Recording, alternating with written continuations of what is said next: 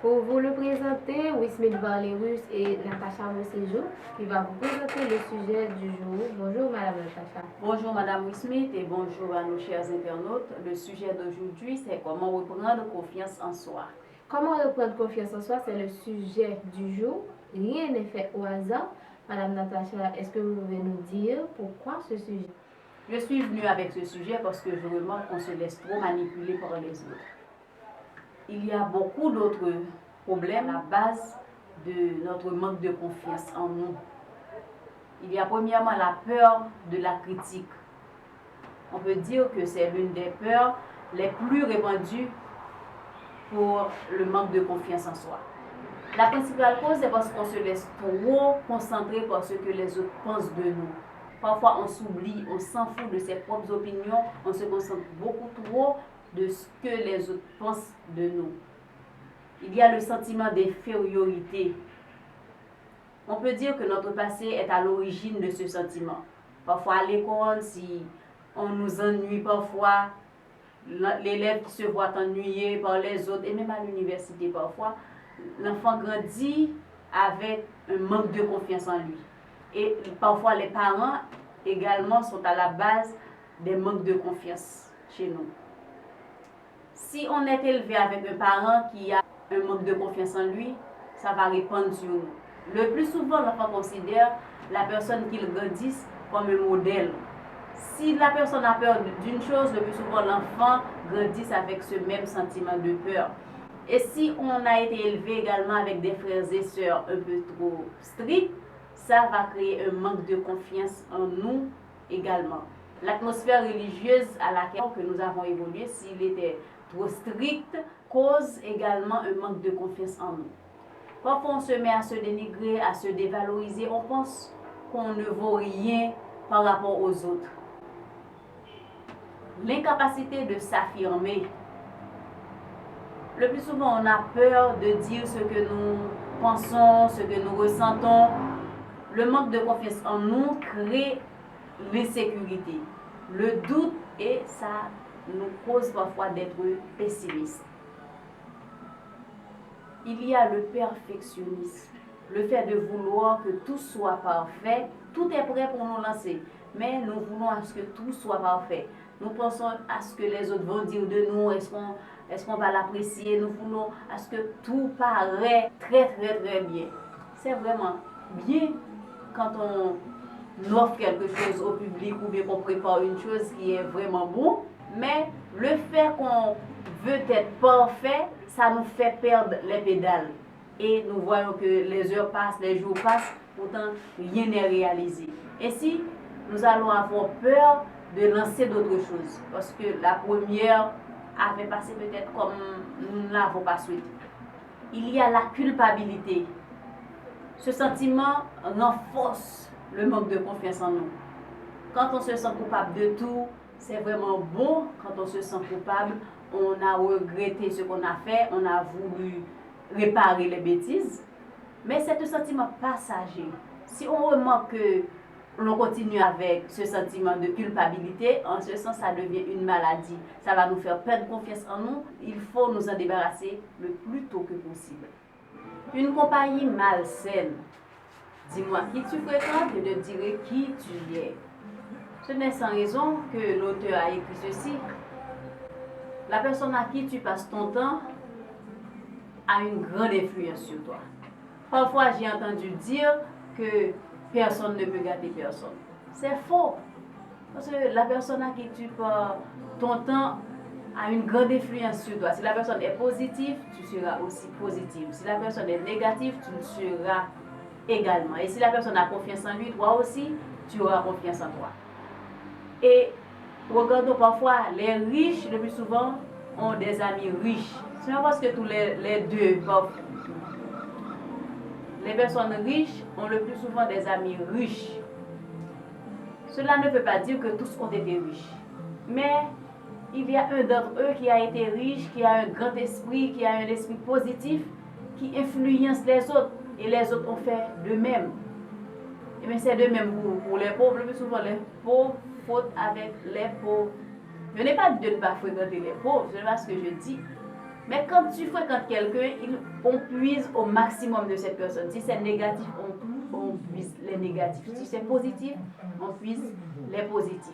Mais c'est important de voir la personne à qui tu traites. Si tu veux avoir confiance en toi, tu dois fréquenter les personnes qui ont confiance en lui.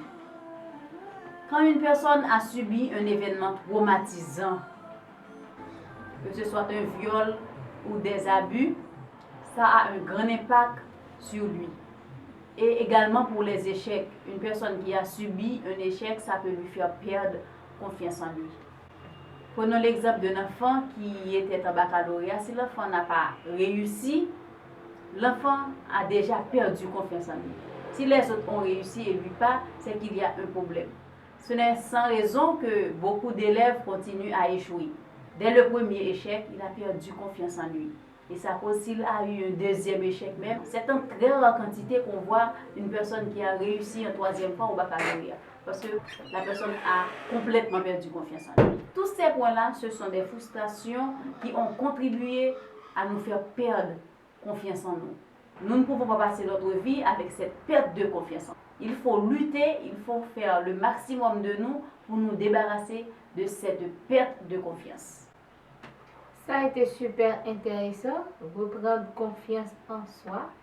Et après, Madame Natacha, que vous venez de partager les problèmes, les impacts causés par les problèmes, est-ce que maintenant, vous pouvez partager aussi votre plan de solution pour les internautes?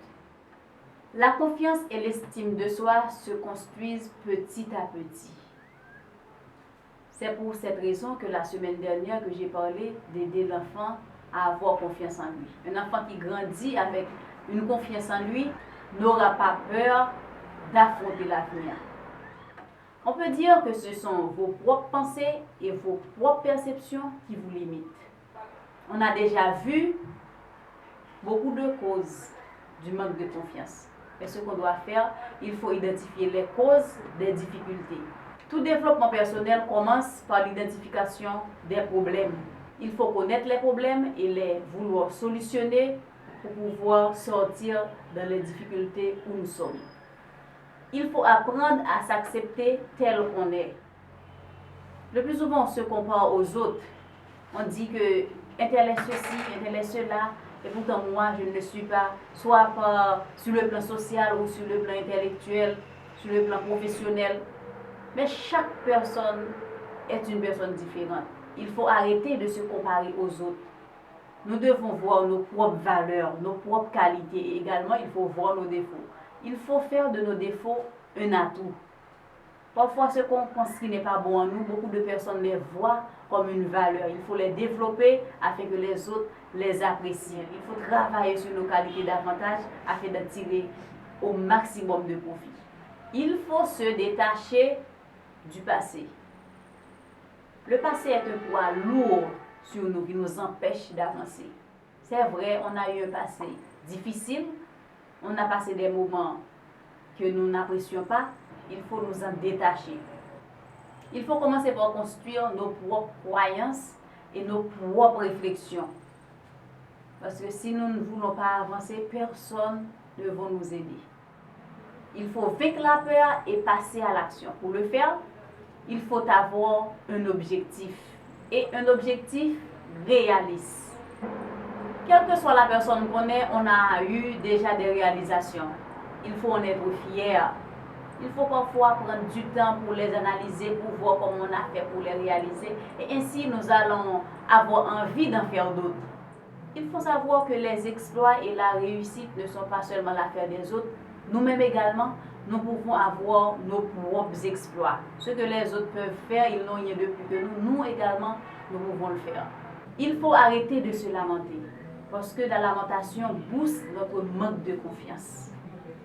Une activité physique va nous aider énormément dans la prise de confiance en nous. Ça nous aide à vider la tête et nous concentrer beaucoup plus sur les points positifs. Et s'il y a quelque chose qui nous tourmente en faisant un sport, ça nous aide à nous en débarrasser. Et quand on fait une activité physique plus souvent, ça va nous aider plus souvent à nous nourrir des idées positives. Il faut également prendre soin de son apparence physique. Il faut créer l'apparence qu'on aimerait voir chez soi. Parfois, on se plaint sur ce qu'on a, mais c'est à nous de travailler pour avoir ce qu'on voulait avoir. Si on reste à se plaindre, à se lamenter, on ne va pas avoir la vie qu'on aimerait avoir. Il faut parfois se donner une autre coiffure, se changer d'habillement. Quand on va à un événement, il faut savoir quel type d'événement est-il pour pouvoir s'habiller en conséquence. Une fois arrivé, si on se sent normal avec l'habillement, le sentiment de manque de confiance ne va pas faire son apparition. La confiance en soi occupe une grande partie dans la réussite de tout le monde, que ce soit sur le plan professionnel, sur le plan personnel ou sur le plan social. Ça contribue énormément. Pour réussir votre vie, pour avoir la vie que vous rêvez, vous devez développer votre confiance en vous. Ça peut arriver que quelque chose vous a fait perdre confiance en vous, mais sachez qu'aujourd'hui, vous devez reprendre confiance en vous. Il faut vous débarrasser de tout ce qui vous embarrasse, tout ce qui vous empêche d'avancer. Parce que la confiance en vous, vous devez l'avoir. Si vous n'avez pas de confiance en vous, les autres vont vous manipuler pour réaliser leurs rêves. Et ainsi, vous devez vous débrouiller pour développer votre confiance. Prenons le cas de l'entretien d'embauche. Pour réussir l'entretien, pour avoir le job ou bien l'activité souhaitée, il faut se débrouiller pour le réussir. Il faut se dépasser. Il faut être plus convaincant que les autres pour pouvoir réussir l'entretien. La confiance en soi et la foi, ce sont deux choses importantes qui aident à booster notre manque de confiance en nous. N'oubliez pas que toute réussite nécessite une confiance énorme en soi. Ok, ça a été un plaisir. Je me rappelle que la semaine dernière, on avait parlé de comment aider un enfant à avoir confiance en lui. Et aujourd'hui, le sujet c'est comment reprendre confiance en soi.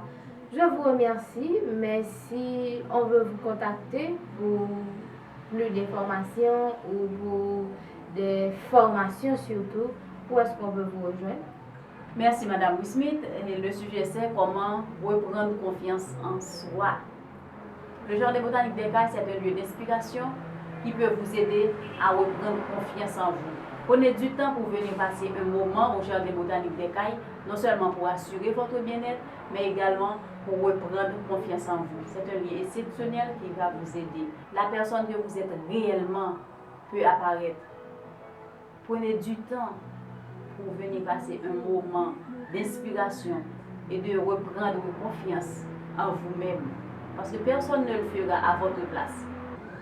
Vous qui souhaitez reprendre confiance en vous, qui avez besoin d'un lieu d'inspiration, nous vous invitons à venir passer un moment au Jardin botanique d'Écailles. Le lieu peut aider non seulement les enfants, mais également les adultes. Vous voulez reprendre confiance en vous, vous voulez repartir de notre bout, nous vous invitons à venir passer un moment au Jardin botanique d'Écailles. Ainsi, vous allez vous vider la tête et voir comment que la nature avait des secrets pour vous. Comment la nature va vous aider à illuminer vos idées.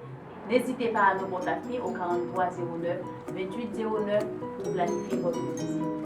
4309 2809, le point de contact du Jardin botanique d'Écailles, ou 22